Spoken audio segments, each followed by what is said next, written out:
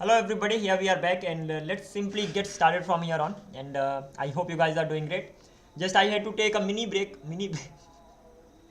for a while, and because I just got a call, and after that I just simply had some food, and once that's done, back here again.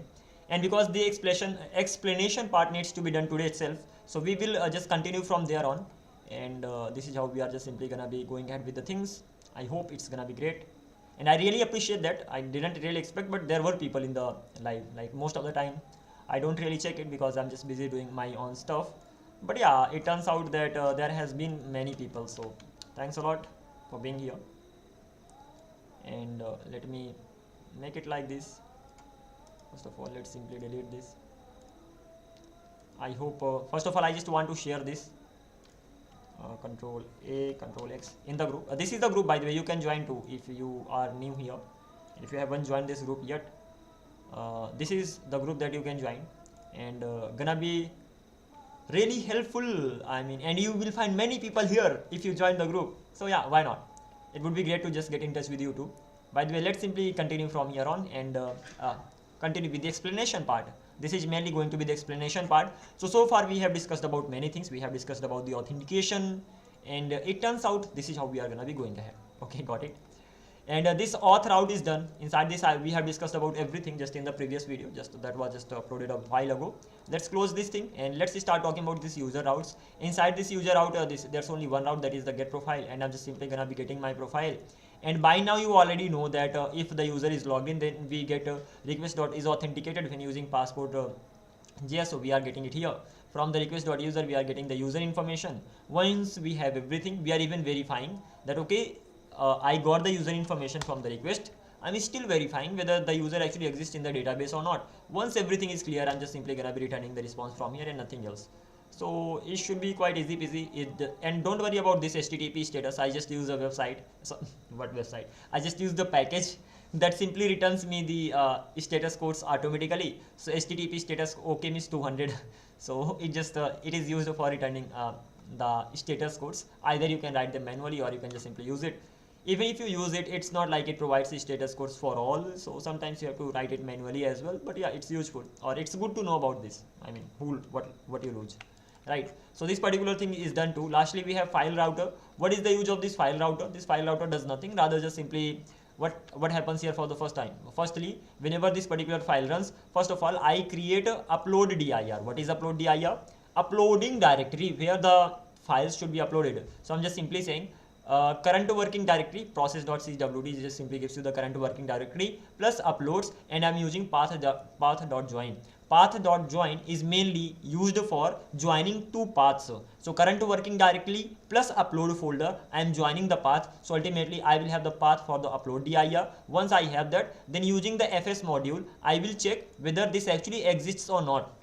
Simply said, whether the upload dir, this upload folder that I have here right now, it does exist, right? But there can be some cases when it does not exist. In that case, I'm gonna be creating it, and I'm gonna be creating it synchronously. Okay, so this is how it's gonna be done. Recursive, I have said true. That simply means if there are more folders, more files, not files but the folders inside upload, they are gonna be recursively created. Okay, that is just how it goes. Continuing from here on, and wow, continue. Let me get rid of this. Then I'm creating the storage. This is the configuration for multer. Why do we use multer? If you are uploading the images, at that time you do need to have multer. What will this file from the front end side, image file from the front end side, multer is used for multer will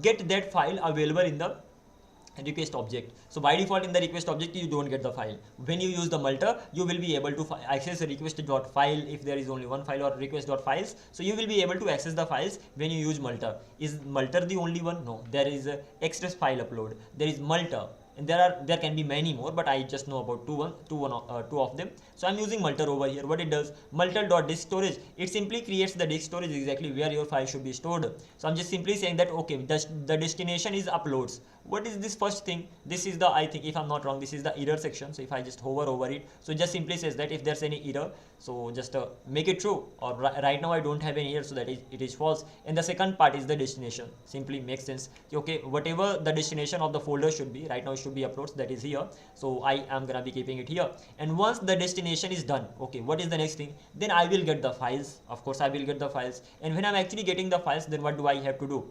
So at the time I'm gonna be returning the file name from here. What is the use of this file name? Two things.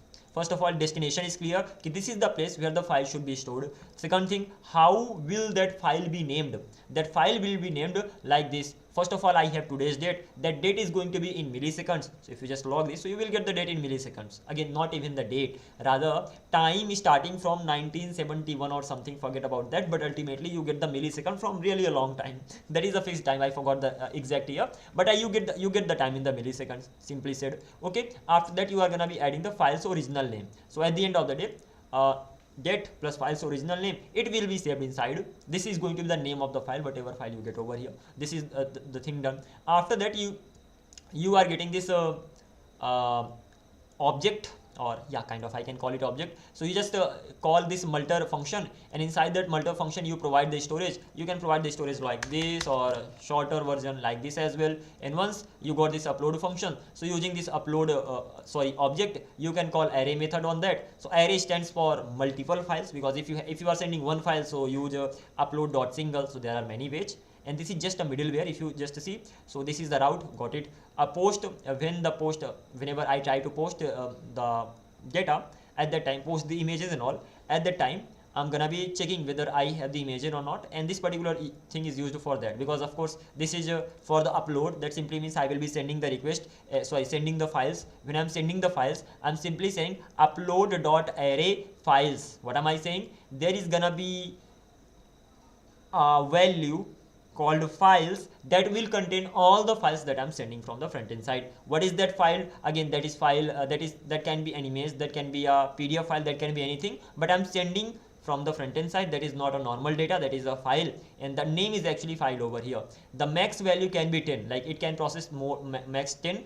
Again, I can just change the value here and it will just work as expected. Having said that, there are two things. There could be some cases where you just want to allow only one file. So you can say upload.single, and that's it. You can enter the file name. Suppose my name is suppose my pic, this is the name of the pic, or my image, this is the name of the image, and that's it. And this name should be the same. I mean, this name should be exactly the same name that you enter on the front end side. So what you enter on the front end side, if you have image tag on the front end tag like this, so inside that you definitely have the name, right? This name should be my image, just like this, my image. Not only that, you have placeholder, not like placeholder, you have whatever. I mean, in the input box you have many things, but at the end of the day the name should be same. I hope it makes sense. And if you are using form in the sense, first of all, the first way is that you are using forms, right? Forms in the sense you are using elements, form elements to just simply send the image. And this is possible whenever the form is submitted, the data is gonna be sent from the form to the backend. That is okay. This is also a way. The second thing is that if you are using React, in that case, whenever you click on the form, the first thing is that you can use directly the form in the sense, whenever you click on it, the form will be submitted, and the form will have something called action, and that action will be redirecting to that particular URL. But the better way is that you get the data first of all, and using access you make a post request. So in React, what do we do mainly? In React, we first of all get all the data. So if you have a form, so we don't when we submit the form, so the data that we have, that gets saved in the states. Once that gets saved in the states, from states, again that could be post request to access.post. From there we send the data to the backend. The backend receives the data. But the thing is that the problem here, it goes directly. Here it goes directly in the sense you have your image input box. When you click on that, if you have a form with HTML, CSS and JavaScript, in that case you just create a form. You just provided the action. Once you provided the action, like okay, slash upload, so in that case it will directly send the request to that particular URL, and that's it. The job will be done. And in this case, over here you have to make the request personally, manually. And when you are making the request manually over here, that simply means you need to have the value of the file as well. That simply means you need to set the file's value in the states, and you can set the value of the file in the states. What will you do for setting the value in the state? You can just simply say on the image tag you can call something called onChange. I will be, of course, on the front end side I will discuss about everything, but you will be calling something called event.target.value, nope, or files. You get something. Okay, you can just know more about it. I will even be discussing about this thing on that side, but ultimately over here you get the files. Okay, whenever that changes, once you got the file, then you will have to create the form. The special thing is this: you cannot send the file directly, so you will have to create the form data. How do you create the form data? We will discuss about it. And then you will have to append the file, and once the file is appended, you will be sending the form data in the XCS request. Again, how it happens, we will be talking about all these things on the front end side, XCS request. So this is how it goes. By the way, as for this one, it's better to talk about this thing on the front end side. For now, let's consider that files are actually coming from the front end side. Somehow files are coming here, and when I receive the file, the name should exactly be the same. Whatever name I specified on the front end side, the same name should be here. And because I am uploading many, that simply means I'm gonna be getting the array of many of them. That's simple. Once I get them, storage is already defined. That simply means upload array, this will get triggered, and when this gets triggered, this particular multi storage that is already configured. So inside this particular multi storage, I have configured the destination, I have configured the file. So all those files are gonna be saved here. As simple as that. Okay, and how is this working? It is the job of the multi. No way. Literally can't really do anything. This is holy, and you already know I can't really say to the people no. So let's catch up soon. I'm gonna be picking up one more call, and then I'll be back and continuing from here. Sorry for that. I'm gonna be back really soon. Take care.